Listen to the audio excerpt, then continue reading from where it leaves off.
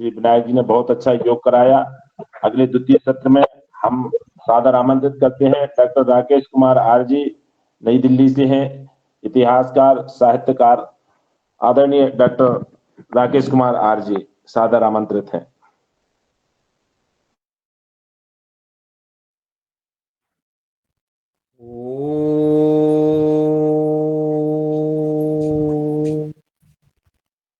या मेधाम देवगणः पितरश्चोपासते तया मां मध्यमेधया अग्ने मेधाविनं कुरु।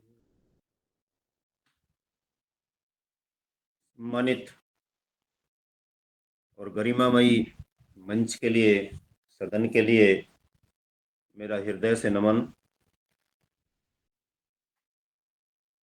बीच में कुछ देर के लिए आपका कार्यक्रम देखता रहा। आपके महान पुरुषार्थ को एक बार पुनः नमन करता हूं और सीधे अपने विषय पर आता हूं। भारत के बारे में जो हमारा अपना अभियान चल रहा है, भारत को समझो, इसका उद्देश्य भारत को ही नहीं, भारत से बाहर के सारे विश्व को समझने से है। क्योंकि संपूर्ण विश्व का इतिहास भारत का इतिहास है और भारत का इतिहास संपूर्ण विश्व का इतिहास है। पिछले दिनों बहन केडिया जी का जो संबोधन यहाँ पर रखा गया था वीडियो के माध्यम से, वह उस अभियान की पूर्णता की ओर ले जाने का एक वंदनीय प्रयास है। भारत के बारे में डिस्कवरी ऑफ इंडिया एक पुस्तक लिखी गई। मैं तो उसके विरोध में लिख रहा हूं, क्योंकि उस पुस्तक का लेखक भारत को समझ नहीं पाया। ये बहुत दुख के साथ कहना पड़ता है। और वह एक गीता के रूप में प्रचार प्रसारित की गई। अपनी चुनावी यात्राएं, अपने कार्यक्रम, अपने ढंग से लोगों से मिलने की उनकी अपनी सोच समझ प्रक्रिया, ये सब चीजें उसमें डाल दी गई। आर्य विदेशी थे, ये भी वहीं से सिद्धांत निकल करके आया और ये बहुत तेजी से पूरे देश में फैला। जबकि सच क्या है, आर्यों ने ही इस आर्यवर्त को और उससे पहले ब्रह्मवर्त को बसाया।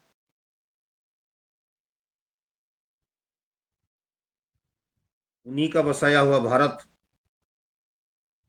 और ये भारत महाभारत वाले भरत से नहीं है, बल्कि महर्षि मनु के द्वारा, मनु की पीढ़ियों में 7वीं 8वीं पीढ़ी में जन्मे भरत से भारत का नाम पड़ा है। तो इससे पता चलता है कि यदि इस मनवंतर के प्रारंभ में हुए मनु, वैवस्वत मनु की 8वीं 7वीं पीढ़ी का अभिप्राय हो गया कि अब से करोड़ों साल पहले से इसको भारत कहते चले आ रहे हैं।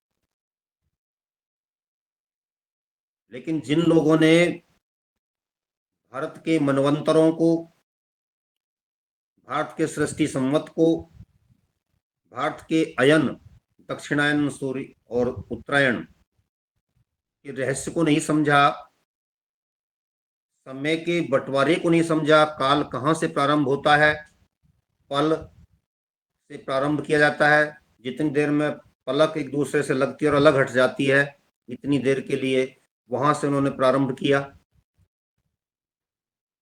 और कहां तक चला जाता है, 4 अरब 32 करोड़ वर्ष तक। और फिर 4 अरब 32 करोड़ की ही प्रलय, तो 8 अरब 64 करोड़ तक चला जाता है। तो ये फिर भी समापन नहीं, फिर भी सृष्टि चलती रहेगी कैसे, ये एक अलग विषय हो जाएगा। लेकिन मैं कहना ये चाह रहा हूं कि भारत वर्ष से ही आर्य लोगों का प्रस्थान भारत के बाहर के लिए हुआ। इसके लिए जो मैं आपसे निवेदन कर रहा था, वैदिक संपत्ति नाम की पुस्तक, वैदिक संपदा नाम की पुस्तक आदि पुस्तकें, गुरुदत्त जी की भारतवर्ष का इतिहास, भगवत दत्त जी की भारतवर्ष का इतिहास, हमारे बहुत से पुराण जो इतिहास की सच्ची सच्ची जानकारी देते हैं, हमारी वास्तविक सहायता कर सकते हैं। इनके आधार पर जिन लोगों ने परिश्रम किया है, पुरुषार्थ किया है, उनसे आज कुछ तथ्यों को निकाल करके मैं आपके समक्ष प्रस्तुत करने का प्रयास कर रहा हूं। हमारे यहाँ पर महर्षि विश्वामित्र जी का नाम हमने सबने खूब सुना है। उनके भी 100 पुत्रों की संख्या थी, ऐसा उनके बारे में लिखा गया। एक लड़का उनको कहीं से प्राप्त हुआ जो अन्यत्र स्थान से प्राप्त हुआ, उनका अपना पुत्र नहीं था, लेकिन उसका पालन उन्होंने पुत्रवत किया। उस समय पश्चात उसकी योग्यता से वह इतने प्रभावित हुए कि उन्होंने उसको ही वरीयता और प्राथमिकता देना आरंभ कर दिया, जिससे उनके अपने 50 पुत्र विद्रोह कर जाते हैं, उनके विरोध में उतर आते हैं। इस पर वह अपने उन पुत्रों को देश निकाला दे देते हैं। ये देश निकाले की परंपरा आर्यों की परंपरा है। जो दुष्टता पे, नीचता पे, पापाचार पर उतर आता है, अत्याचारों पर उतर आता है, उसको अक्सर देश निकाला दिया जाता था। देश निकाले की इस प्रक्रिया को पूर्ण होने के पश्चात ये लोग दक्षिण में चले जाते हैं और वहां से अन्यत्र चले जाते हैं। दक्षिण में जाकर के वहां पर विभिन्न जातियां बनाई जाती हैं, इन्हीं के जो वंशज आगे चल करके होते हैं। अब वहां से भी जब अन्यत्र जाते हैं तो जो आंध्र जाति के लोग थे, जैसे आज भी आंध्र प्रदेश आप हम सब देखते हैं, वो आंध्र लोग जाकर के वहां से निकल करके आंध्रालय, जिसको आजकल हम ऑस्ट्रेलिया कहते हैं, अपने ही नाम से जाकर के आंध्रालय बना लिया, अपने ही नाम से आंध्रालय रखा। और एक झल्लू जाति थी जो दक्षिण भारत में मिलती थी, झल्लू, इन्होंने अमेरिका में जाकर के जूलू कहलाए जाने लगे। और ये प्रमाणिक है, सारी चीजें हैं, जिनको विदेशी भी मानते हैं, कहीं वहां से निकल करके आए, वहां से जूलू हो गया। चीनी लोग भी भारत से गए थे। जो चीनी थे यहाँ पर, चीन को चीनी जाति का नाम दिया गया था, वो यहां से गए तो उन्होंने चीन बसा लिया। और किरात जो थे, ये क्षत्रिय जाति थी। किरात क्षत्रिय जाति ने जाकर के बलोचिस्तान बना लिया। और बलोचिस्तान संस्कृत का सीधा शब्द है बलोच स्थान, जो बल में उच्चता को प्राप्त हो, उसको बलोच कहते थे, बल में उच्चता को प्राप्त हो। तो क्षत्रिय जातियों में बल में उच्चता को प्राप्त कर किए हुए थे उस समय किरात लोग जो थे। किरात सीधा संस्कृत का शब्द, और आप सब जानते हैं हमारे जो क्षत्रिय वर्ग है, हमारा क्षत्रिय वर्ण है, उसमें इसका एक प्रमुख स्थान है। तो बल में उच्च स्थान होने से उन्होंने बलोचिस्तान बनाया। आजकल जितने अधिकतर नाम हमको मिलते हैं संसार में, वो सारे के सारे इस प्रकार भारत से निकल करके गए हैं। प्रोफेसर हिरन ने यह शब्द सिद्ध किया है कि चीन जो शब्द है ये भारत का है, हिंदुओं का है, भारतीय साहित्य का है, संस्कृत का शब्द है। अब राजा ययाति की ओर चलते हैं। राजा ययाति की 5 संतानें थीं, 5 पुत्र थे।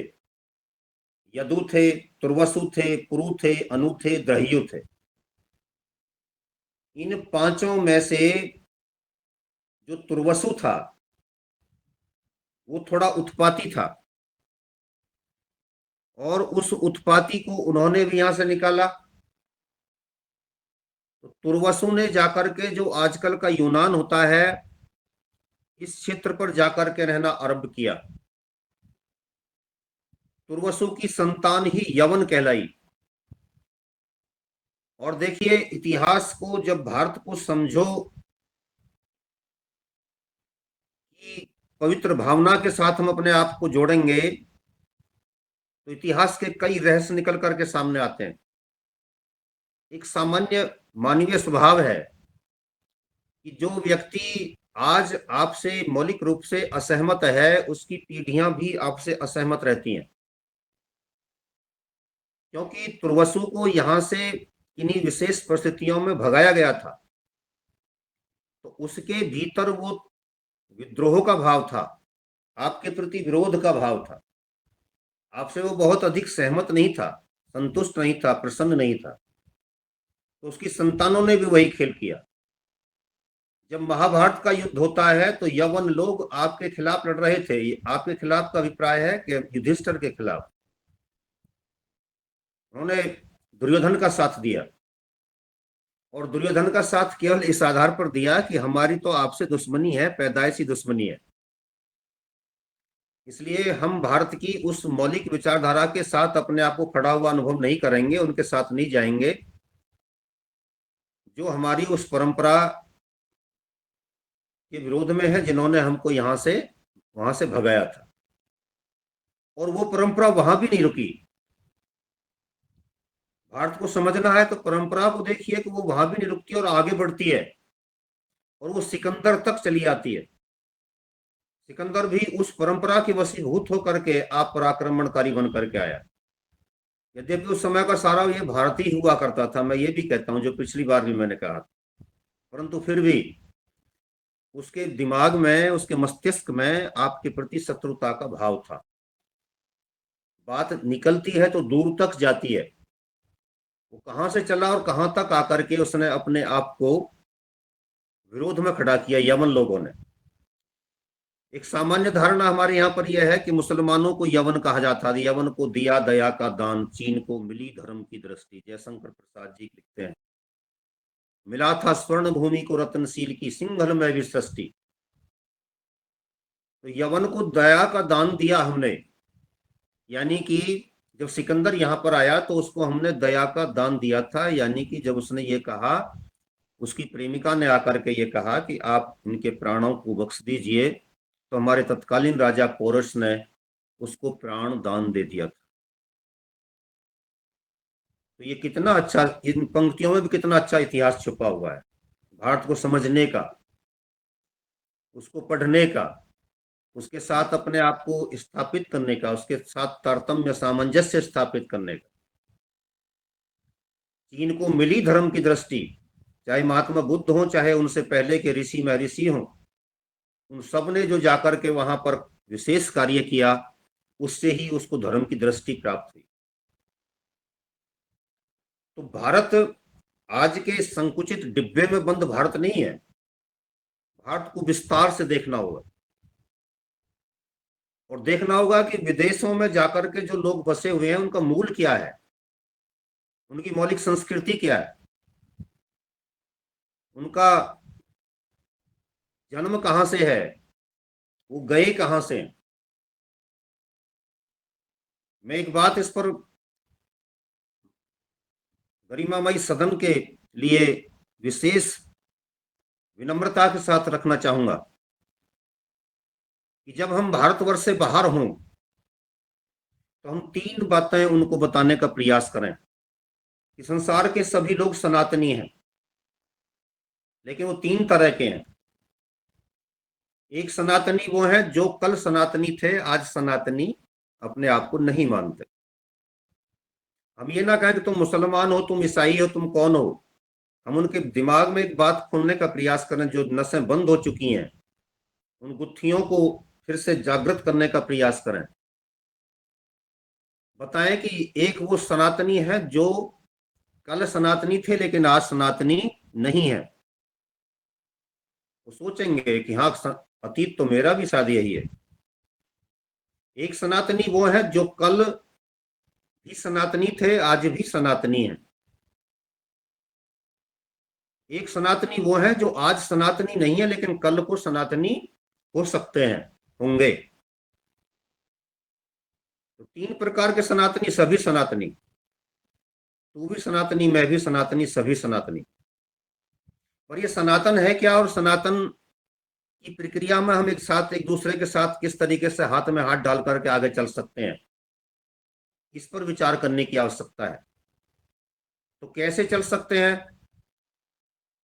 मेरा फिर सदन से अनुरोध रहेगा, अंतर्राष्ट्रीय सनातन मंच जैसी संस्था हो, और उस अंतर्राष्ट्रीय सनातन मंच के माध्यम से जहां जहां लोग जिस जिस प्रकार से रह रहे हैं और जो इस बात से कहीं सहमत हैं कि हमारा अतीत, हमारी जड़ें भारत के साथ जुड़ी हुई हैं,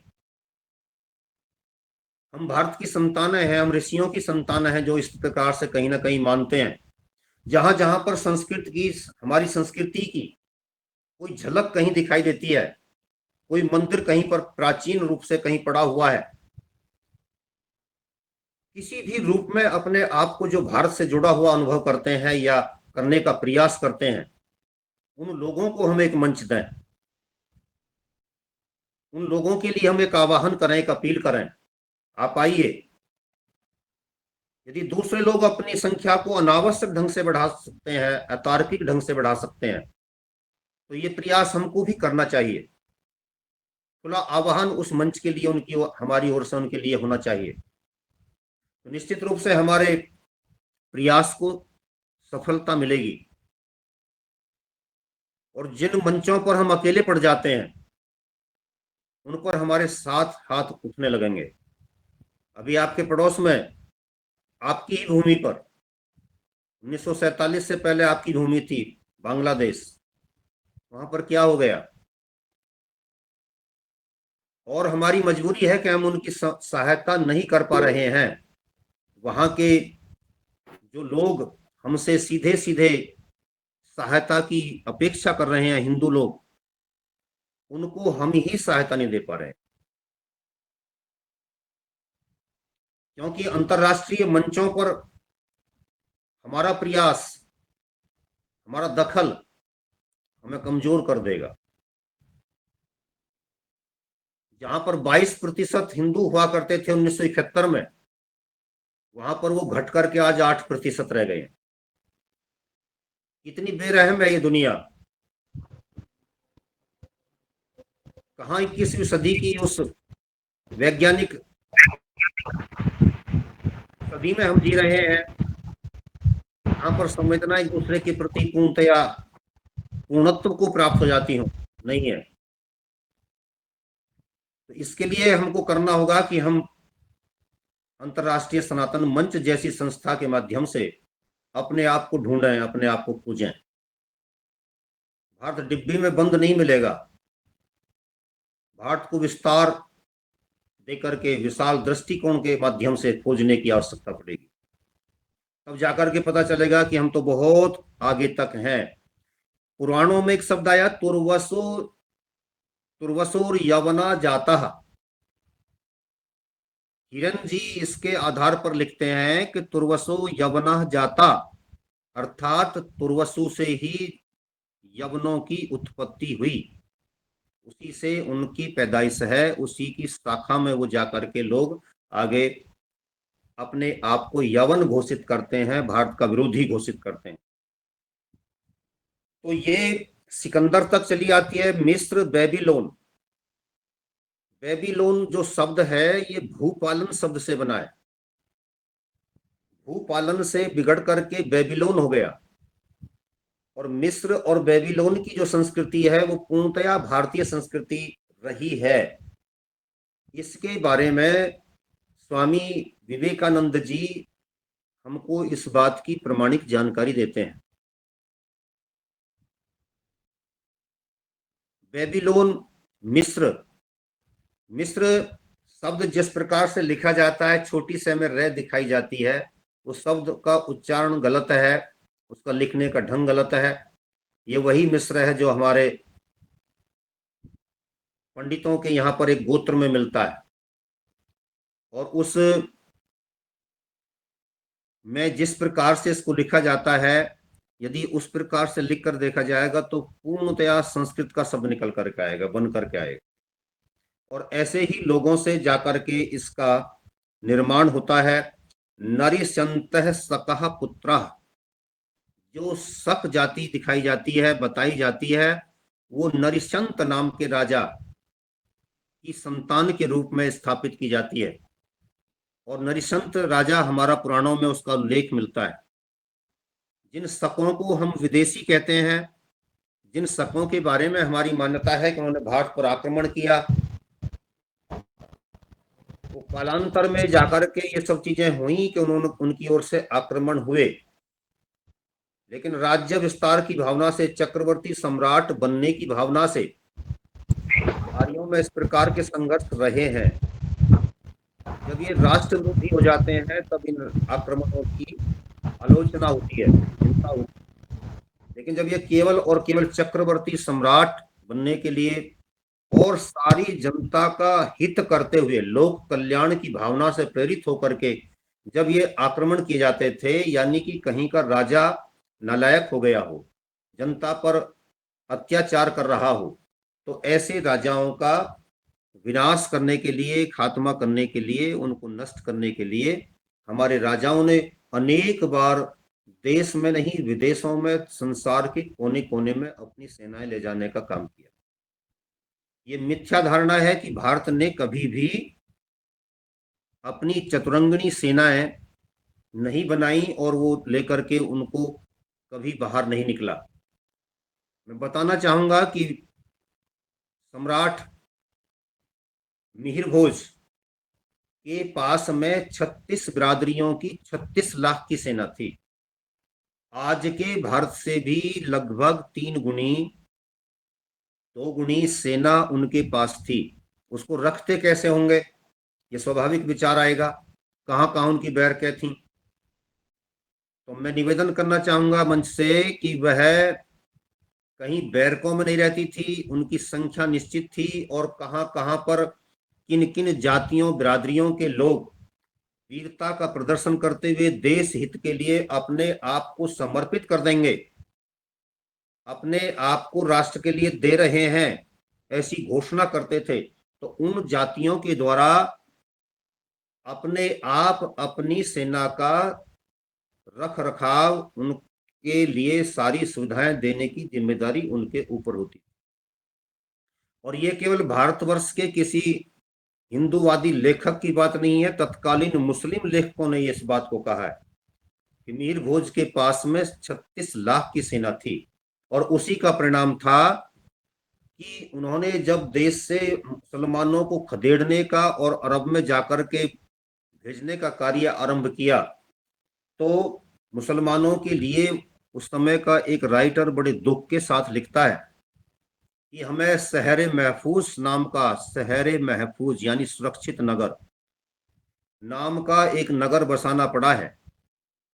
जो हिंदू से मुसलमान बन गए थे लोग, वो सब फिर से काफिर हो गए हैं। मंदिरों में फिर घंट शंख घड़ियाल बजने लगे हैं, सारी व्यवस्थाएं फिर नॉर्मल हो गई हैं, सामान्य हो गई हैं, और हम सबको इस समय मरणासन अवस्था में जाकर के वहां के गुजर प्रतिहार शासक ने धकेल दिया है। तो ये विजय अभियान, और जो यहां से लेकर के अरब तक चला था, ये बहुत महत्वपूर्ण अभियान है। अरब शब्द भी जो है ये सीधा सीधा अरब, संस्कृत के अरब शब्द से बना है, और अरब घोड़ों के लिए कहते हैं। तो जो घोड़े का स्थान हो, घोड़ों का स्थान हो, उत्तम नस्ल के घोड़े जहां मिलते हो, उसको अरब स्थान बोलते थे, अरबस्तान। ये आज भी चलता है। महाभारत के काल में हमारे यहाँ पर गणराज्य मिलते हैं। उन्हीं गणराज्यों में से अफगानिस्तान भी एक गणराज्य था। तो ये जो शब्द है उपगण स्थान से बना है, और इसका उल्लेख, ये इसकी प्रमाणिक जानकारी हमको रघुनंदन शर्मा जी देते हैं वैदिक संपत्ति के माध्यम से। अन्य इतिहासकारों ने भी इस पर लिखा है। उपगण स्थान से बिगड़ करके अफगानिस्तान हो गया, अपगण भी कहते थे कहीं कहीं, और कहीं पर इसको जो उपगण लिखा है। उपगण यानी कि जो गण है यानी प्रजासत्तात्मक शासन प्रणाली, प्रजासत्तात्मक शासन प्रणाली के देने वाले आप महर्षि मनु के माध्यम से। महर्षि मनु ने दुनिया को, संसार को सबसे पहला संविधान दिया मनुस्मृति बना करके। उस मनुस्मृति के आधार पर संसार का शासन चलता था। 1933 की घटना है। 1933 में चीन की दीवार पर शत्रु पक्ष ने एक विशाल बम को मारा, जिससे दीवार टूट जाती है। जब दीवार टूटती है तो उसमें से एक संदूक निकल करके दूर जाकर के पड़ती है। उस संदूक को बड़े गौर से जाकर के देखा जाता है तो एक अंग्रेज अधिकारी प्रोफेसर ग्रे मे ने देखा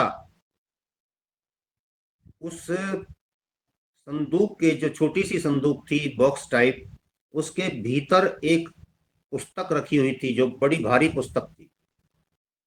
उस पुस्तक को वह व्यक्ति वहां नहीं पढ़ पाता है, अपने देश भेज देता है, उस पर वहां पर अनुसंधान किया जाता है।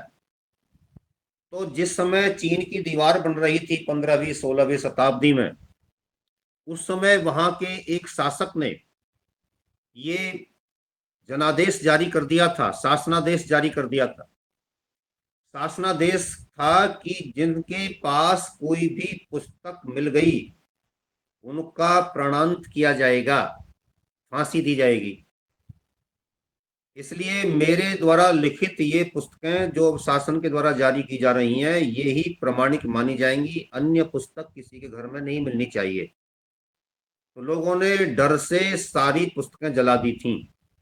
लेकिन उस व्यक्ति ने ये कह करके कि मैं इस पुस्तक को इस संदूक के माध्यम से इस दीवार के भीतर रखवा रहा हूं, हो सकता है कि इससे कल को कोई विशेष जानकारी लोगों को मिल जाए।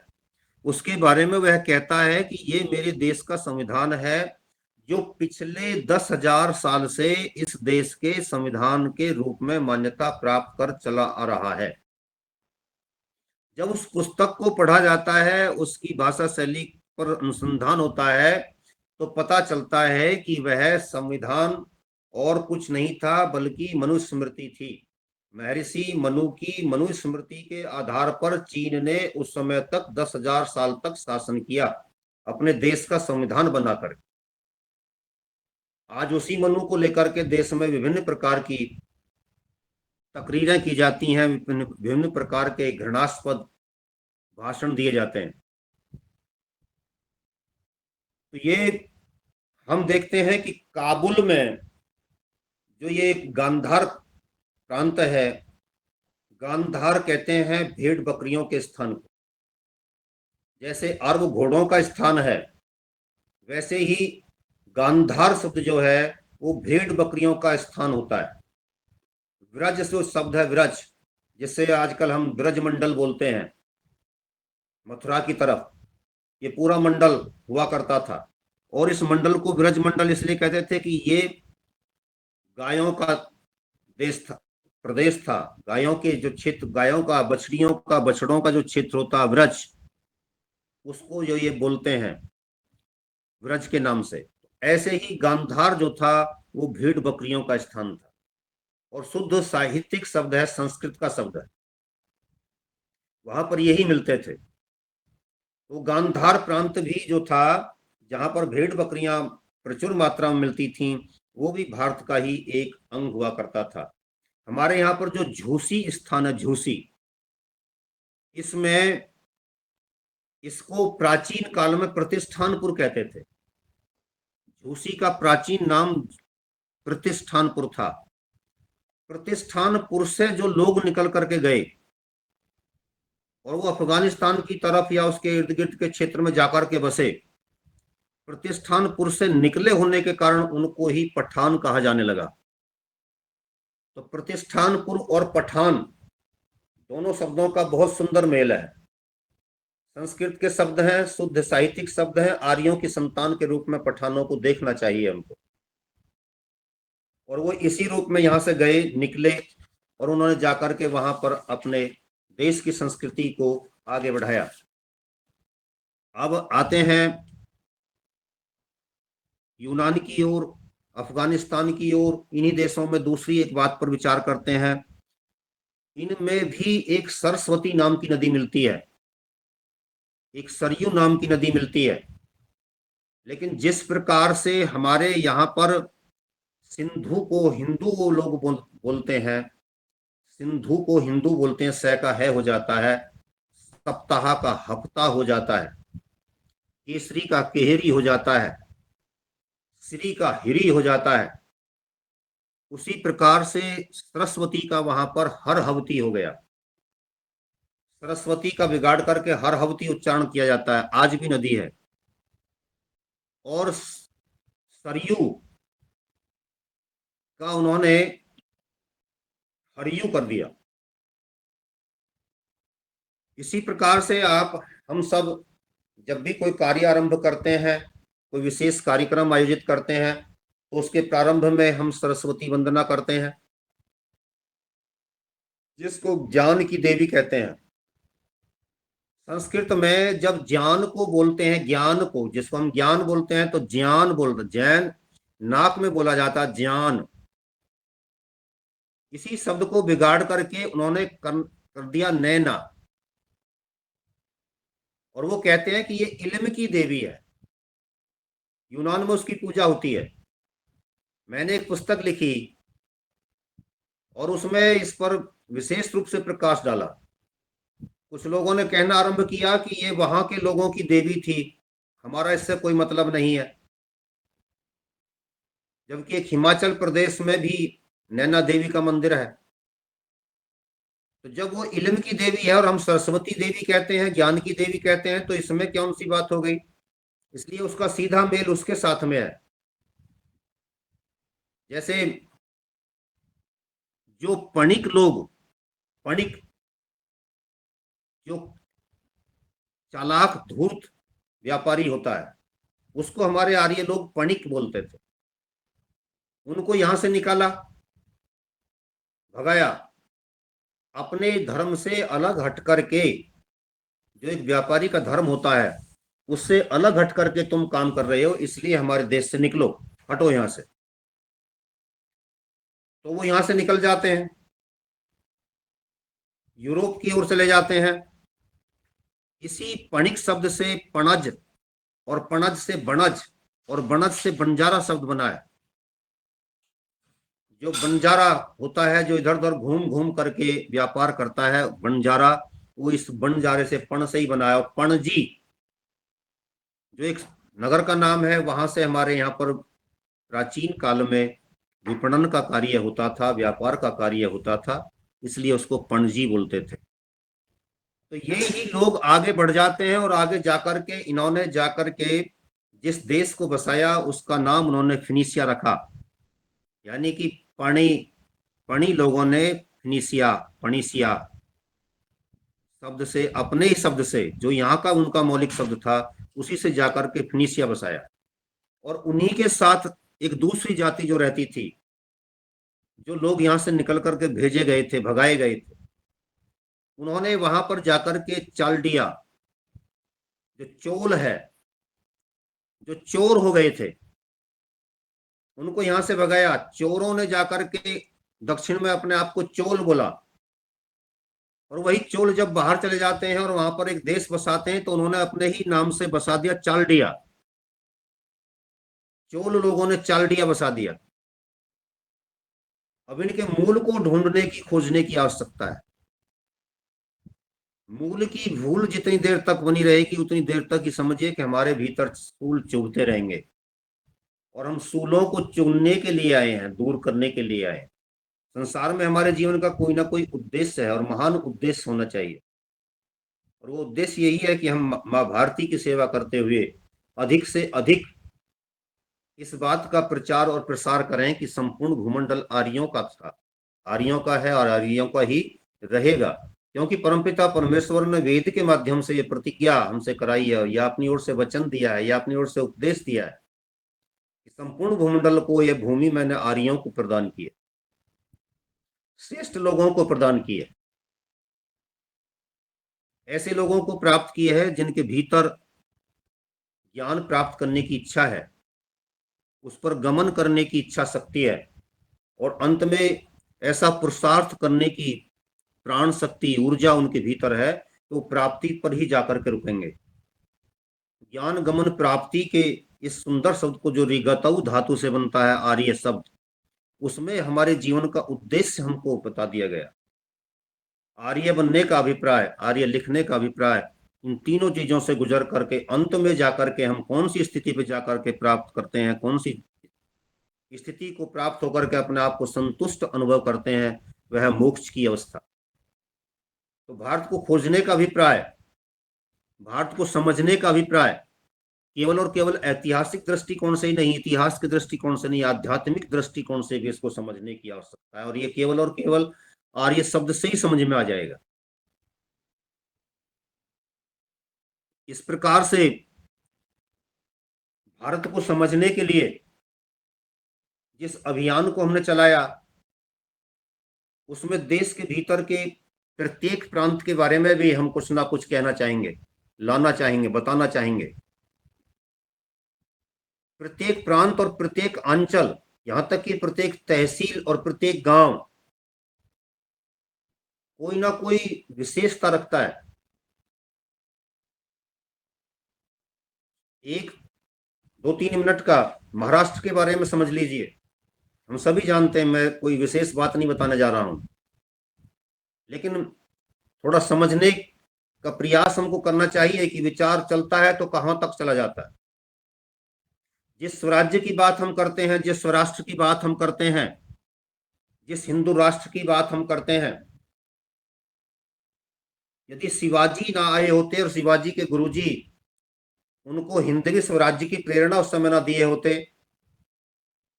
तो क्या आज महाराष्ट्र का राष्ट्रवादी चिंतन, राष्ट्रवादी स्वरूप हमारे समक्ष होता? नहीं होता। जिन तिलक महोदय ने बड़े गर्व और गौरव के साथ इस बात का उद्घोष किया कि स्वराज्य मेरा जन्म सिद्ध अधिकार है,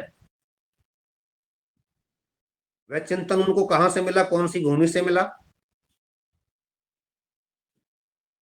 1676 में, 1670 के करीब जिस बात का उद्घोष शिवाजी महाराज कर रहे थे, छत्रपति शिवाजी, वह आज तक आपके कानों में गूंजता है, कोई सुनो या ना सुनो। इसका अभिप्राय क्या हुआ कि श्रुति परंपरा आज भी हमारे देश में विद्यमान है। और जब हम महाराष्ट्र की पवित्र भूमि पर पहुंचते हैं तो अपने आप वो चिंतन, वो चीजें, वो अपने आप प्रकट होने लगती हैं, अपने आप भाव बनने लगते हैं। वहीं से आज भी राष्ट्रवाद की गूंज क्यों निकल करके आती है? माना कि कुछ लोगों ने भाषा के नाम पर कुछ उपद्रव मचाए, लेकिन वह उपद्रव है, महाराष्ट्र की मुख्य धारा नहीं है। वह महाराष्ट्र की मुख्य धारा तो यही है कि आप राष्ट्र के लिए पैदा हुए, राष्ट्र के लिए काम करो। वो महाराष्ट्र है, उसके उस अर्थ को समझने की आवश्यकता है। वहां पर शब्द मिलता है मराठा। मराठा शब्द से ही स्पष्ट हो जाता है जो मर के हटे, ऐसा महारथी मराठा होता है। और ये महाभारत से लिया गया शब्द है महारथी। महारथी लोगों ने जाकर के महाराष्ट्र का निर्माण किया। कालांतर में उनके बारे में कहा गया कि ये परंपरा वो है जो मर के ही हटता है युद्ध से, तब तक डटा रहता है। तो क्या उस क्रांति की पवित्र भावना को आज के महाराष्ट्र में नहीं देखते हम? बिल्कुल देखते हैं। राष्ट्र के निर्माण में महाराष्ट्र का योगदान, इस पर यदि चिंतन करें तो शिवाजी के पश्चात से लेकर के आज तक जितने आंदोलन हुए हैं, सब में महाराष्ट्र की गौरवपूर्ण उपस्थिति रही है। और उसका कारण केवल एक है कि महाराष्ट्र ने राष्ट्रवादी चिंतन देने में अपने आप को समर्पित किया है, आगे दिया है, बढ़ाया है। इसी प्रकार से शिवाजी महाराज के उस चिंतन के आधार पर जिन जिन लोगों ने तहसील स्तर पर भी कार्य किया, प्राणोत्सर्ग किया, देश के लिए अपने आप को समर्पित किया, भारत को समझो अभियान के अंतर्गत हम उन चीजों को भी खोजने का प्रयास करेंगे। तहसील स्तर पर भी यदि किसी ने इस क्षेत्र के लिए काम किया है, किसी अंग्रेज को मारा है, मुगलों को मारा है, विदेशी आतताइयों को मारा है, अपना बलिदान दिया है, तो हमारी टीम उसको भी खोज करके लाए। क्योंकि जब हम राष्ट्र मंदिर का निर्माण करेंगे तो उस राष्ट्र मंदिर के भीतर उन लोगों को समुचित स्थान प्राप्त होना चाहिए, सम्मानित स्थान प्राप्त होना चाहिए, जिन लोगों ने अपना बलिदान देश के लिए दिया, संस्कृति के लिए दिया, भारत की परंपरा के लिए दिया, भारत के धर्म के लिए दिया। राष्ट्र मंदिर के भीतर एक एक प्रांत की सांस्कृतिक झलकियां, सांस्कृतिक राष्ट्रवाद की झलकियां हम देने का प्रयास करेंगे। इसके लिए टीम को विस्तार देने की आवश्यकता है। आदरणीय मुन्नीलाल जी, दिनेश जी, धर्मेंद्र जी, आप सभी बहुत सम्मानित, सभी के लिए मेरी ओर से ये अपील भी है, निवेदन भी है, अनुरोध भी है कि हम इस पर विशेष चिंतन करें, क्योंकि भारत को समझना संपूर्ण विश्व को एक नया चिंतन देना है। अंतर्राष्ट्रीय सनातन मंच के माध्यम से उन शक्तियों का हम आह्वान करेंगे, उन व्यक्तियों का हम आह्वान करेंगे जो विभिन्न क्षेत्रों में रह करके भारत के लिए काम कर रहे हैं, भारतीयता के लिए काम कर रहे हैं, मानवता के लिए काम कर रहे हैं। मानवता का अभिप्राय भी भारतीयता है, क्योंकि संसार में केवल और केवल एक वैदिक चिंतन ही ऐसा है जो शांति की बात करता है, जो वसुधैव कुटुंबकम की बात करता है, जो प्रणवंतो विस्मारियम की बात करता है, जो शांति पाठ करता है। एक विद्वान मेरे से कह रहे थे कि भारत ने ही आविष्कार क्यों किए? संसार के अन्य लोगों के में आविष्कारों के प्रति प्राचीन काल से विशेष अनुराग क्यों नहीं रहा? जब इस पर चिंतन करते हैं तो उन्होंने बताया कि भारत ऊर्जा की, एनर्जी की उपासना करता है। जब हम और आप गायत्री मंत्र बोलते हैं तो उसमें हम कहते हैं कि वर्णीय तेज स्वरूप का हम ध्यान करते हैं, और वह तेज स्वरूप ही उस परमपिता परमेश्वर की वह ऊर्जा है, वह एनर्जी है जिसको हम अपने भीतर ले लेना चाहते हैं। जितना हम उससे जुड़ जाते हैं उतना ही हमारे भीतर आविष्कारों की, बौद्धिक प्रतिभाओं का जागरण होता है। तो जो संसार में इस बौद्धिक प्रतिभा के जागरण के लिए काम कर रहे हैं, उन सब का हम आह्वान करते हैं, उन सबको साथ लेकर के चलने की हम अपने आप को प्रेरणा से प्रेरित हुआ अनुभव करते हैं। इसी दृष्टिकोण को आगे रखते हुए मैं बताना चाहूंगा कि अरब की ओर, अफगानिस्तान की ओर, इन देशों में जो फरत शब्द मिलता है, फरत, वह भारत शब्द का अपभ्रंश है। भरत शब्द का, भरत शब्द से लगा बना हुआ शब्द है, और ये जो भारत शब्द है इसका भी शाब्दिक अर्थ है जो आभा में रत हो, ज्ञान की दीप्ति में रत हो, जो ज्ञान की उपासना करता हो, जो ऊर्जा की उपासना करता हो और उसमें रत रहता हो, लगा रहता हो, वह भारत कहलाता है। एक और भी परिभाषा है इसकी, भा चांदी के लिए कहते हैं। तो जो हमारे भारत का जो ऊपरी हिस्सा है, हिमालयी क्षेत्र का, वहां की भूमि को देखिए, वहां के लोगों को देखिए, गोरे चिट्टे मिलते हैं। बीच का जो प्रांत है रजत, वो भा है, बीच का रजत, रजत जैसे कलर की भूमि और रजत जैसे ही कलर के रंग के लोग जहां मिलते हों, वो भा के बाद रा, और जो नीचे का प्रांत है दक्षिण का, तय अंत के लिए भी कहते हैं और कालीमा के लिए भी कहते हैं, तो वहां की भूमि भी काली हो जाती है और वहां के रहने वाले लोग भी काले रंग के मिलते हैं। तो रजत, काले और आभा जैसे, चांदी जैसे रंग वाले लोग जिस देश में मिलते हों वह भारत कहलाता है।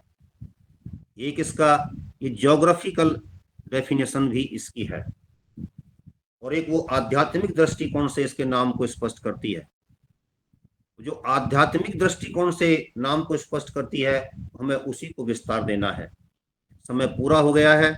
मैं इन्हीं शब्दों के साथ अपनी वाणी को विराम देता हूं। सम्मानित सदन को विनम्रता के साथ नमन, वंदन, अभिनंदन। आदरणीय मुन्नीलाल जी भाई साहब जी, बहुत बहुत साधुवाद। और आदरणीय डॉक्टर साहब ने भारत के इतिहासकारों का और हमारे महान पुरुषों का इतिहास के बारे में लगातार 5 दिन तक युगाहर कार्यक्रम में कंटिन्यूस बताया। और अब हर गुरुवार को युगाहर कार्यक्रम में ऐसा निर्णय लिया गया है, सदन में प्रस्ताव पारित किया गया है कि हम अपने भारत के योद्धाओं को जानें, हम अपने महान पुरुषों के इतिहास को जानें और उनको जान करके फिर हम वैसा जीवन जिएं।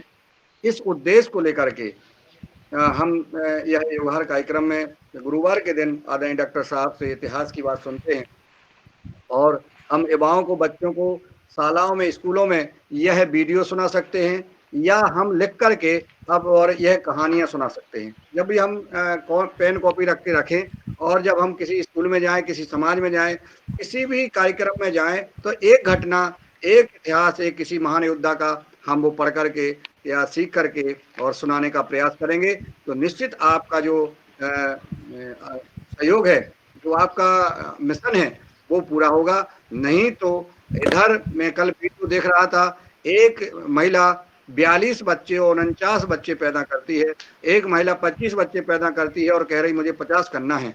एक तरफ 50 बच्चे पैदा होकर के हो रहे हैं और इधर हम 2 और हमारे 2 में हम फंसे हुए हैं। तो निश्चित, और उनकी जो 50 बच्चे और 25 बच्चे पैदा कर रहे हैं, उनकी मानसिकता क्या है? उनकी मानसिकता इस देश को पुनः स्थापित करने की। वहां बताया जा रहा है कि ये तुम्हारा राज है, मुगलों का राज रहा है हमेशा, ये हिंदुओं ने, सनातन धर्मियों ने तुमसे ले लिया है, इसको हमें पुनः लेना है। इस उद्देश्य के लिए उन्होंने मिशन तैयार कर दिया है कि कुछ नहीं करना है, ये संपत्ति जोड़ें, जो भी जोड़ रहे हैं जोड़ें, मंदिर बना रहे हैं बनाने दो, इन पे सब पे अपना कब्जा होगा।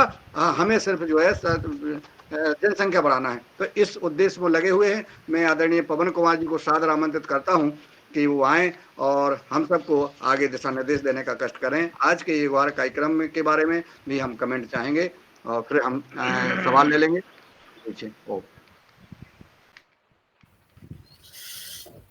जी, नमस्कार सभी को, शुभ प्रभात। और बहुत सुंदर आज का भी उद्बोधन राकेश जी के द्वारा किया गया है।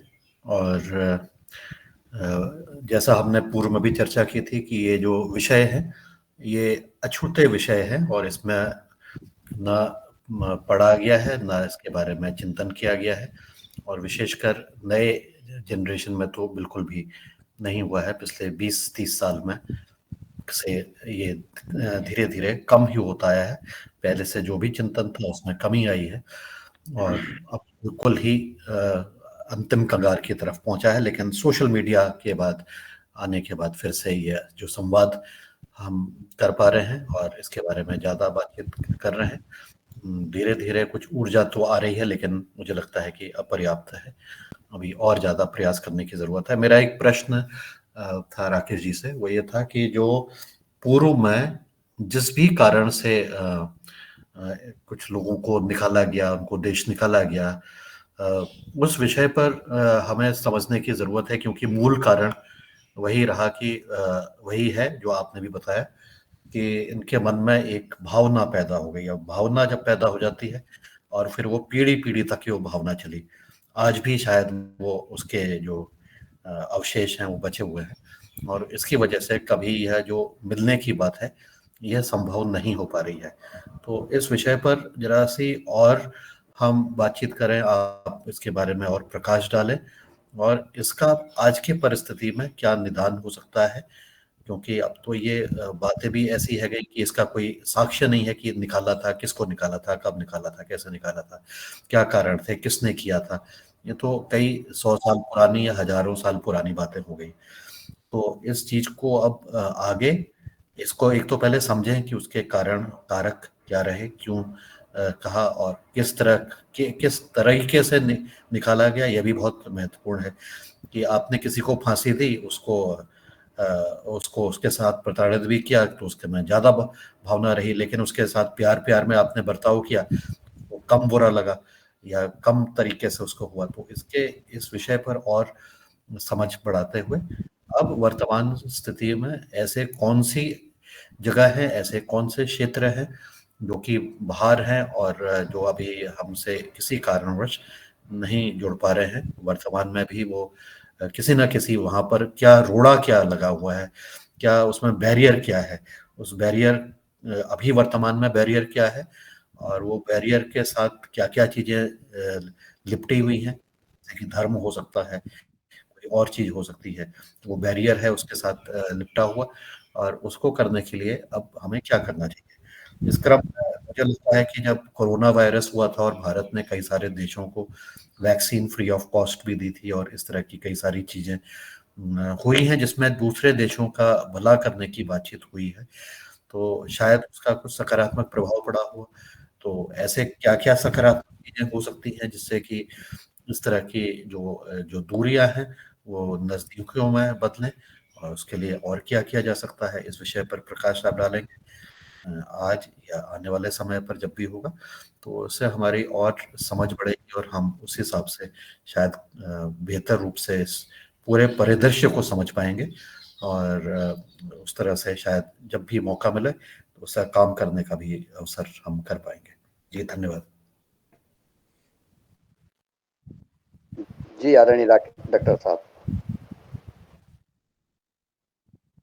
जी, आदरणीय पवन जी को सादर नमन करता हूं। उनका मार्गदर्शन बहुत ही गंभीर होता है। इसमें दो राय नहीं है कि पुराने समय में हमको अपच की बीमारी रही और उसका हमको खामियाजा भी भुगतना पड़ा। आज की परिस्थितियों में हमको इस अपच की बीमारी से मुक्ति पाने की आवश्यकता है, और जो लोग जिस दृष्टिकोण से जहां से भी, जो मैंने अभी निवेदन किया था अपने संबोधन में कि 3 प्रकार के सनातनी संसार में हैं, तो जो सनातनी आज नहीं है कल को होंगे, या कल थे आज नहीं है, उनका भी स्वागत सम्मान करने के लिए हमको हाथों का विस्तार देना पड़ेगा, खोलने पड़ेंगे। और जो आ रहे हैं मंच पर, जो आना चाहते हैं, मंच का अभिप्राय यहाँ पर हिंदू समाज से है, वैदिक धर्म से है, उन सब का स्वागत करने के लिए हमको तैयार रहना पड़ेगा। नहीं तो सचमुच जो अतीत में गलतियां हुई हैं, अगर हम बांग्लादेश को देखें, आज के बांग्लादेश को देखें, तो केवल एक मूर्खता के कारण, एक व्यक्ति काला चंद्र पहाड़, विस्तार में नहीं जाऊंगा, उसके कारण सारा बांग्लादेश बन गया। और उस समय के पंडित वर्ग ने जो उस समय हठधर्मिता दिखाई थी, उसका ही परिणाम था। तो उस अपच की बीमारी से मुक्ति पाने की आवश्यकता मैं आपसे सहमत हूं। कभी विस्तार से इस पर अलग से भी अपना संबोधन रखने का प्रयास करूंगा।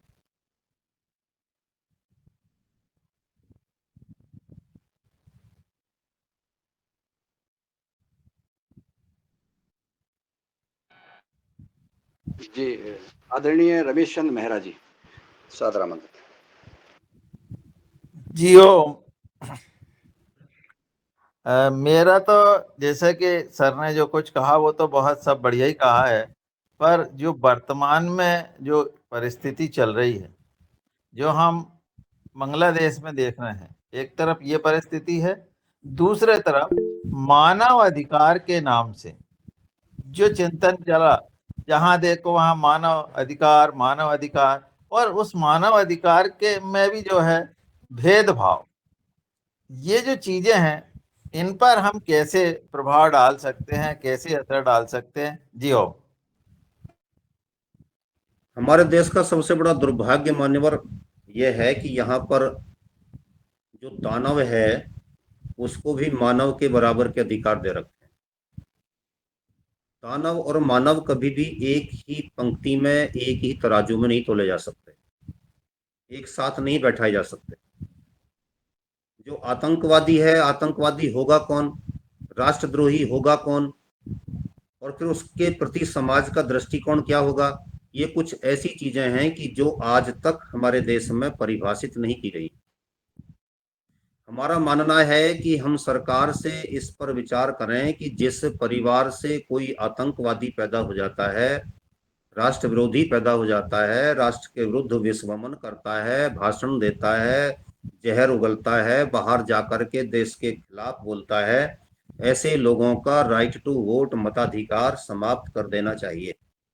ये सरकार से हमारी मांग होनी चाहिए। इसके अतिरिक्त जो लोग देश के लिए काम कर रहे हैं, विशेष काम करते हैं, आप जैसे लोग जो गंभीर चिंतक हैं उनका, और जो लोग रात को एक बोतल में बिक जाते हैं, 500 रुपए में बिक जाते हैं, सुबह जाकर के किसी को भी वोट दे जाते हैं, उन लोगों के दोनों के बराबर, दोनों के मत का मूल्य बराबर रखना, ये भी आज के इस परिवेश की सबसे बड़ी मूर्खता है। इस राजनीतिक प्रणाली से इस मूर्खता को भी निकालने की आवश्यकता है। जो लोग चिंतनशील हैं, जो राष्ट्र के लिए काम कर रहे हैं, उनके चिंतन के अनुसार, उनके कार्य के अनुसार, उनके मत का मूल्यांकन किया जाना चाहिए। एक भारत रत्न और एक भारत विरोधी, दोनों के मत का मूल्य बराबर, ये बहुत मूर्खता है। तो इसको दूर करने के लिए काम करने की हम लोगों को आवश्यकता है। मैंने कई बार इस पर लिखा है, मंच की ओर से भी, सदन की ओर से भी। मैं चाहूंगा कि हम ऐसे लोगों, ऐसे बिंदुओं पर अपने प्रस्ताव बना करके भेजें, तो निश्चित रूप से कहीं ना कहीं सुनवाई होती है। ऐसा नहीं है को फेंक दिए जाते हैं, फेंके नहीं जाते हैं, लेकिन चलते रहते हैं, कहीं ना कहीं पड़े रहते हैं, और कभी ना कभी उन पर जाकर के चिंतन अवश्य होता है। जी। आदरणीय भूपेंद्र शास्त्री जी, अगर मलबा से अगर सदन में मेरी आवाज आप तक पहुंच रही तो आप सादर आमंत्रित हैं हमारे आज के चीफ गेस्ट महोदय से संवाद करने का कष्ट करें। इतिहास के जी जी ओम। बहुत जितनी तारीफ की जाना चाहिए, आज का ये मंच बहुत सुंदर होता जा रहा है। हमें अपनी जड़ों की ओर लौटने के लिए उगता भारत अभियान और भारत को समझो जो विषय लेकर माननीय राकेश जी आर्य अपना संबोधन कर रहे हैं, हम वास्तव में बहुत ही भाग्यशाली लोग हैं कि आज इसी व्यस्ततम परिस्थितियों के अंदर भी हमको हमारे राष्ट्रीय प्रेम और सांस्कृतिक उत्थान और स्वाभिमान और स्वराज की बातें सुनने को मिल रही है। बड़ी गंभीर परिस्थिति को अभी माननीय ने उठा दिया है। हम पिछले 2 या 3 दिनों से सतत बहुत ज़्यादा चिंता में हैं। हमारे देश के पड़ोसी देश जिसका नवनिर्माण 1971 के अंदर ही हुआ था, उन 50 साल की लोकतांत्रिक व्यवस्था वहाँ ध्वस्त हो गई। और वो जो कहानियां हम सुनते थे कि एक से सुना था हमने कहीं, वो माथुर लखनवी का एक शेर था कि मुझे फक्र है कि मेरी कौम में कोई शब्बीर का कातिल न हुआ। मैं सोचता था शायद ये लिख ऐसे ही दिया गया होगा। किसी राष्ट्र के संस्थापक की मूर्ति के ऊपर जब हथौड़े चल रहे थे, बंगबंधुओं की उन मूर्तियों को तोड़ा जा रहा था, और देश के प्रति समर्पित भाव से काम करने वाली लेडी प्रधानमंत्री शेख हसीना जी का निर्वसन, ये सारे दृश्य जब हम टीवी के ऊपर देखते हैं, और वहां तक राजनीतिक इच्छा शक्ति है या राजनीति में वहां कोई सुशासन की व्यवस्था या कोई कुशासन की व्यवस्था है, वो तो मेरी समझ के बाहर है। किंतु छात्र आंदोलन के रूप में ये जो क्रांति खड़ी हुई और उसके द्वारा जो वहां पर कृत्य किए जा रहे हैं, उन कृत्यों का भुगतान किनको करना पड़ रहा है, ये सब हमारी आंखों के सामने आज दृश्यमान है। आज की इस टेक्नोलॉजी विज्ञान के इस युग में हर घर के अंदर टीवी, और सोशल मीडिया के माध्यम से क्लिपें देखने को मिल रही हैं। और जब हम बार बार उस मैप को देखते हैं कि भारत के चारों दिशाओं में, आज के एंकर भी बड़े समझदार हैं, वो बड़े प्यार से दिखाते भी है, रेड बिंदु दिखा रहे साहब, कभी अफगानिस्तान दिखाते हैं, कभी पाकिस्तान दिखाते हैं, कभी नेपाल दिखाते हैं, कभी श्रीलंका दिखाते हैं, और फिर हमारा मित्र देश बांग्लादेश दिखा देते हैं। तो मैं देखता हूं कि मेरा ये देश कहाँ सुरक्षित है। और इसकी डीप की बातें जब वो करते हैं तो ये भयावह स्थिति जो है, जो उभर के आ रही है, और उसके बीच फिर मैं अपने देश के अंदर देखता हूँ, आदरणीय राकेश जी, समझ में नहीं आ रहा है। शायद ये घटनाक्रम हमारे यहाँ भी 4 साल पहले घटने वाला था। हो सकता है कि हमारा इंटेलिजेंस और हमारी खुफिया तंत्र उतना मजबूत रहा होगा, हम इस योजना को फेल कर दिए, और खालिदा ये अपने जो थी हमारी शेख हसीना जी फेल हो गई। अभी आज वहां पर सरकार बनने वाली है, लेकिन हमारे पड़ोस में घटी इस घटना का कहीं ना कहीं स्पंदन कुछ ना कुछ ऐसा मुझे लग रहा है कि हमारे यहाँ है, और हमें सार्थकता के साथ अपने इस प्रयास को बढ़ाना चाहिए। आपका ये जो अन्नपूर्णी पहल है, मैं बहुत हृदय के अनंत गहराइयों से धन्यवाद देता हूँ। शायद मुझे आपके दर्शन का सौभाग्य बहुत जल्दी प्राप्त होने वाला है। मैं रक्षाबंधन के बाद दिल्ली ही आने वाला हूँ, और 6 महीने आपके साथ वही रहने वाला हूँ, ऐसा मेरा ऐसा मुझे लग रहा है, अभी अनुभूति हुई है मुझे। तो मैंने शेयर किया आपके साथ में, पर ये बहुत खतरनाक स्थिति है साहब, इस पे भी चिंतन होना चाहिए, ऐसा मेरा व्यक्तिगत मत है। आपका बहुत बहुत साधुवाद, धन्यवाद। धन्यवाद। मान्यवर, ये तो मेरा सौभाग्य होगा कि मैं आपके सानिध्य प्राप्त करूंगा। मैं आपके चिंतन और चिंता दोनों से सहमति व्यक्त करता हूं। जो मुगलिस्तान नाम का एक नया देश बनाने की तैयारी की जा रही थी, वह सचमुच कुछ समय पूर्व ध्वस्त हुई थी। और इस मुगलिस्तान में जो आज का उत्तर प्रदेश है, जम्मू कश्मीर है, पंजाब है, दिल्ली भी है, और बिहार है, और उसके पश्चात आपका सारा पूर्वोत्तर भारत है, और बांग्लादेश, बंगाल, ये सब मिलकर के इतने सारे क्षेत्र को हरे रंग से दिखा करके उसका नक्शा तक भी जारी कर दिया गया। तो परिस्थितियां सचमुच बहुत विकट हैं, और जो खतरा है वो आज हमारे दरवाजे पर पड़ोस में आकर के खड़ा हो गया है। लक्ष्य अगला भारत होगा, और भारत नहीं होगा। धर्मांतरण के नाम पर जो खेल खेला जा रहा है वो धर्म विनाश का खेल है। उसको धर्मांतरण कह करके तो उसका महिमा मंडन करना है, उसको हल्का करके दिखाना है। इन शब्दों की जादूगरी से भी हमको सावधान रहने की आवश्यकता है। धर्मांतरण नहीं, बल्कि ये धर्म विनाश का खेल है। इसलिए सरकार को धर्मांतरण पर तो पूर्णतया रोक लगानी चाहिए। घर वापसी पर खुला मैसेज देना चाहिए कि जो घर वापसी चाहता है, मौलिक धर्म में लौट कर आना चाहता है, भारत के धर्म के साथ साथ तादाद में स्थापित करना चाहता है, उसका स्वागत। लेकिन हिंदू से कोई ना मुसलमान बनेगा ना ईसाई बनेगा। अभी जो कल 9 अगस्त की क्रांति की बात आपने उठाई है, मैं आपसे सहमत हूं, लेकिन क्रांति कौन सी क्रांति? वह जो क्रांति थी वह 2 दिन की क्रांति थी। लेकिन अब नई क्रांति के लिए शुभारंभ करने का समय है, और इसके लिए ही हम भारत को समझो अभियान और भारत के राष्ट्र मंदिर की कल्पना लेकर चल रहे हैं। जब तक आप अपने इतिहास को, अपनी संस्कृति को, अपने पूर्वजों के गौरव को, गर्व को कहीं संकलित करके नहीं रख लोगे, ये एक तरीके से आपका वो कैप्सूल है जो आगे जाकर के भी पीढ़ियों को बताएगा।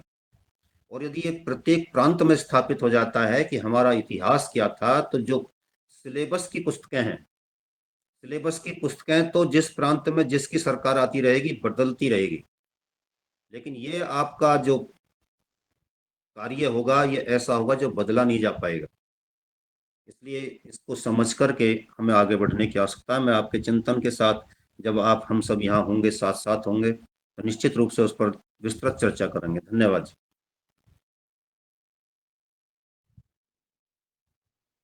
जी धन्यवाद।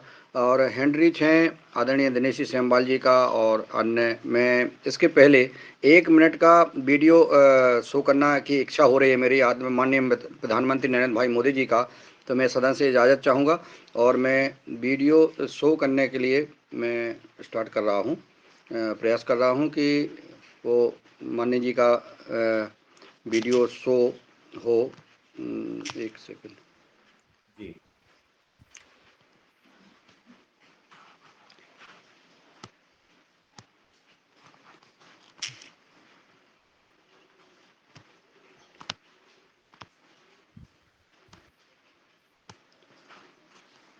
आज इन लोगों ने शो हो रहा है। खुल करके बोलना शुरू किया है, खुल करके हमला करना शुरू करके दिया है।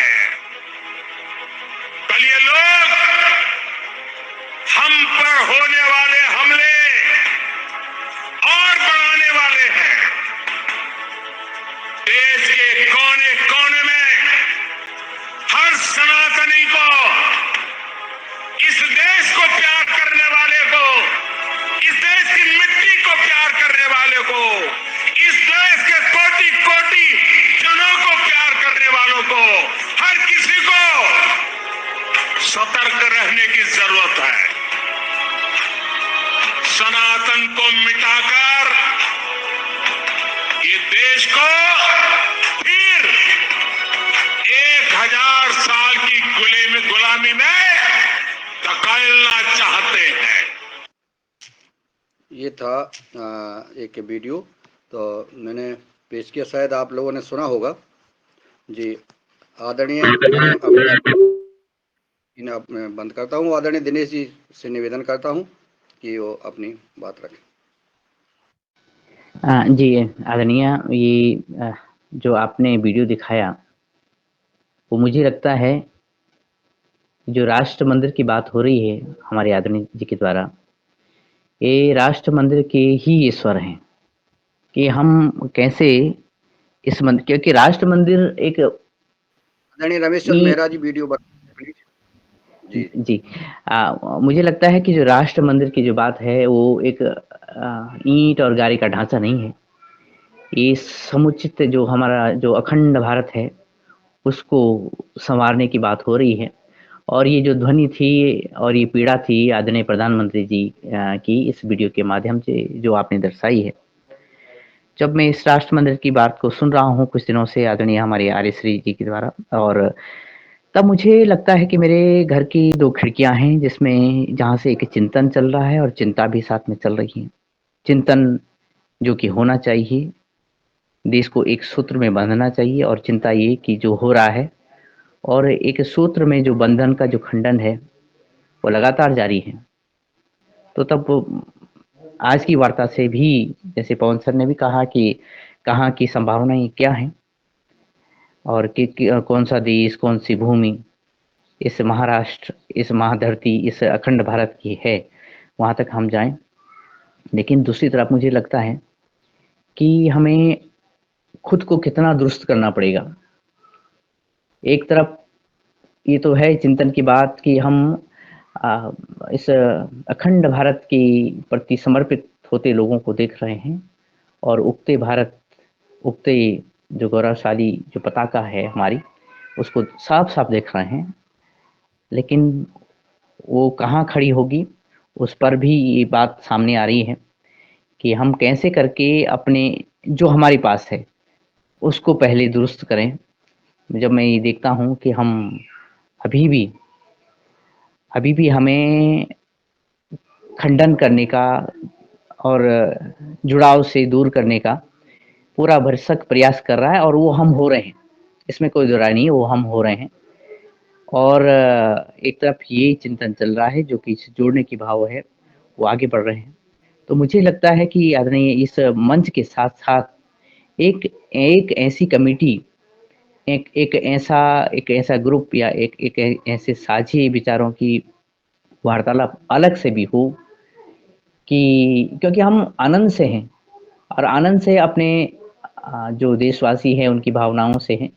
लेकिन जो हमें चिंतन और मनन करना चाहिए और इसको जल्दी बढ़ाना चाहिए, कहीं देर ना हो जाए, इसके लिए अलग से भी कुछ क्या कार्य हो, ये भी मेरे मन में कल परसों से और आज की वार्तालाप से, आप सभी की वार्तालाप से समझ में आ रहा है कि वरना तो ये सब हमले हम पर ही हैं। इन हमलों से हम कैसे बचें और आगे कैसे बढ़ें? जी, धन्यवाद, प्रणाम। मैं आदरणीय दिनेश जी से पूर्णतया सहमत हूँ।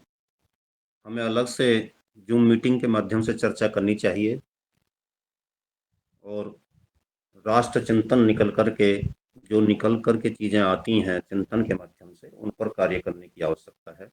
इस समय देश में जिस नेता को पप्पू के नाम से लोग पुकारते हैं, मैं ये मंच से कहना चाहता हूँ, आज की तारीख में उन्हें पप्पू तक सीमित करके देखना बहुत गलत हो जाएगा। अब वो पप्पू नहीं है।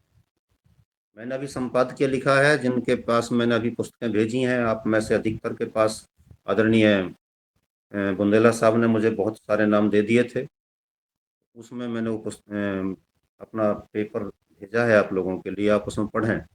मैंने इसके लिए कहा है कि ये पप्पू समझना मूर्खता होगी, गलती होगी, ये ढीठता की सीमाओं तक पहुंच चुका है और अब ये वहां से लौटेगा नहीं, क्योंकि इसके पीछे जितनी इस समय विदेशी शक्तियां लगी हुई हैं, उस सारे भारत के बनते स्वरूप को बिगाड़ने के लिए लगी हुई हैं।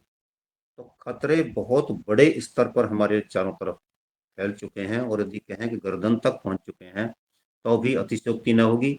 अपने नेता के साथ, अपने सनातन के साथ मजबूती के साथ खड़े होने के साथ साथ वह और कैसे मजबूत हो, इस पर चिंतन करने की आवश्यकता है और वह अलग की जूम मीटिंग्स के माध्यम से ही होगा। धन्यवाद जी।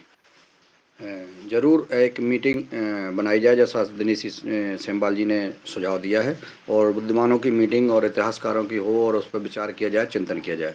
मैं सीधे सवाल के लिए आदरणीय डॉक्टर किशोर देव जी को सादर आमंत्रित करता हूँ अपने सवाल करने का कष्ट करें। धन्यवाद मुन्नालाल जी, बहुत अच्छी चर्चा चल रही है और जो एक्शन की बात आ रही है, पीछे भी हमने बोला था कि ऐसी एक कमेटी या बोलो मीटिंग है, वो जल्दी बुलाने की जरूरत है, तो उस पे तो विचार हो रहा। लेकिन एक बिंदु जो सामने आ रहा है, ये पूरा बांग्लादेश का घटनाक्रम और बाकी अभी सब देख के, वो बिंदु है कि हमेशा हम देखते हैं कि कोई भारत बंद करवाओ, महाराष्ट्र बंद करवाओ, या किसी स्कूल में बंद करवाओ, कॉलेज बंद करवाओ, ये कौन लोग करते हैं? अब मैं तो छात्रों से जुड़ा हुआ हूँ और युवाओं से भी कई सालों से जुड़ा हुआ हूँ, और हम सबका भी अनुभव होता है, ऐसे 1-2 या 2% ही लोग रहते हैं, और 1 या 2% लोग ये बंद करवाने में, या जिसको सो कॉल्ड अपन क्रांति बोलते हैं, ये करवाने में कामयाब हो जाते हैं। बांग्लादेश में भी वैसा ही हुआ है कि 3-4 युवकों ने ही ये किया और बंद किया। इसका काउंटर आंसर क्या होता है? काउंटर आंसर होता है विनोबा जी के और गांधी जी के मार्ग से, कि सज्जन शक्ति आगे आती नहीं। सचमुच सज्जन शक्ति बिल्कुल नहीं आती है। हमने भी देखा है कि मोदी जी ने 3 किसानों के लिए कानून लाए थे, उसके विरोध में खड़े हो गए थे 3 राज्य के थोड़े से लोग, लेकिन उसके सपोर्ट में एक भी राज्य वाला नहीं आया। तो ये सज्जन शक्ति जब तक बाहर नहीं आती, बचपन में हमने, आप सबने देखा है कि प्रभात फेरी के नाम से कम हम लोग घूमते थे, सज्जन शक्ति घूमती थी, बच्चों को संस्कार होता था। आजकल वो प्रभात फेरी भी बंद हो गई है। सज्जन शक्ति का एक जो मतलब उसका माइनस पॉइंट हुआ है कि हम जो भी बात करेंगे घर में करेंगे, हम अब समूह में करेंगे, अपने 4 दीवारों के अंदर करेंगे। 4 दीवारों के बाहर करना अपने आप में कुछ तो भी इंफीरियरिटी कॉम्प्लेक्स हो रहा है, और इसीलिए सज्जन शक्ति बाहर में आना, कोई प्रदर्शन करना, यानी जिसको बोलेंगे कि भी स्थानीय लेवल पे या उसकी प्रभात फेरी निकालना, ये आंदोलनात्मक जो पार्ट है, यह करने में सज्जन शक्ति को थोड़ा उटपटांग लगता है, और इससे वो दूर दूर हो जा रही है। और इसका एक मतलब ये होता है कि जो दुर्जन शक्ति है, थोड़ी सी, थोड़ा शब्द भला ही अलग होगा, वो कामयाब हो जाते हैं, क्योंकि उनका इम्पैक्ट आता है। बंद करना है, स्कूल बंद करना है, कॉलेज बंद करना है, मोहल्ला बंद करना है, 2-3% लोग रहते हैं, उनका इम्पैक्ट दिख जाता। लेकिन जो सज्जन शक्ति है, उसका इम्पैक्ट दिखता ही नहीं है। तो सज्जन शक्ति का इम्पैक्ट दिखना चाहिए, ऐसे कार्यक्रम लेने की और उसके माध्यम से जनजागरण करने की जरूरत है, ऐसा हमें लगता है। क्योंकि एक कहावत है कि मूवमेंट जो है वो फायर से भी तेजी से बढ़ती है, यानी आग से भी बहुत ज्यादा अगर बढ़ती है तो मूवमेंट ही बढ़ती है, अंदर का चिंतन नहीं बढ़ता। तो इसलिए मूवमेंट कैसी हो, इस और अहिंसक हो, शांति प्रिय हो, लेकिन उसके माध्यम से सज्जन शक्ति रास्ते पे आए, बाहर में आए, दर्शन निदर्शन प्रदर्शन ये करे, यही एक रास्ता है मुझे लगता है। शायद इसमें मत मतांतर हो सकते हैं। धन्यवाद। जी जी जी, आपका भी सुझाव आया है मूवमेंट का, वो भी ठीक है। और आगे अभी चूंकि 8 बज गया है और 4 अभी हैंड रेज है, मैं चारों महानुभावों को ने 8 बजे के पहले हैंड रेज किया है, इसलिए आमंत्रित करता हूं आप सीधा सवाल करें। आदरणीय मिथिलेश सिंह जी। जी ओम, सदन को नमन वंदन। बहुत ही चिंतन जो है बहुत ही महत्वपूर्ण है, और मेरा प्रश्न यही होगा कि आपका जो हमने सुना वो बहुत ही सारगर्भित आपका चिंतन है।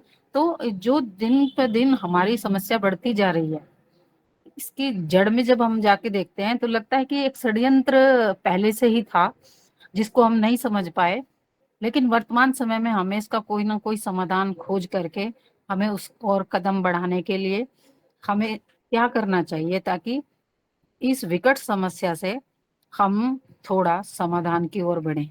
जी धन्यवाद। जी बहन जी, बहुत अच्छा प्रश्न है। सज्जन शक्ति का निर्माण, ये संकेत हमको सावरकर जी ने दिया है, और ये 17वां संस्कार होना चाहिए हमारा। हमारे यहाँ 16 संस्कार होते हैं, 17वां संस्कार हमारा ये होना चाहिए। जब ये राष्ट्रीय संस्कार के रूप में स्थापित हो जाएगा तो निश्चित रूप से हमको सफलता प्राप्त होगी। इस समय जो परिस्थितियां बन रही हैं, जिसकी चिंता आपने व्यक्त की है, उसके लिए हम इस दिशा में विशेष कार्य करें।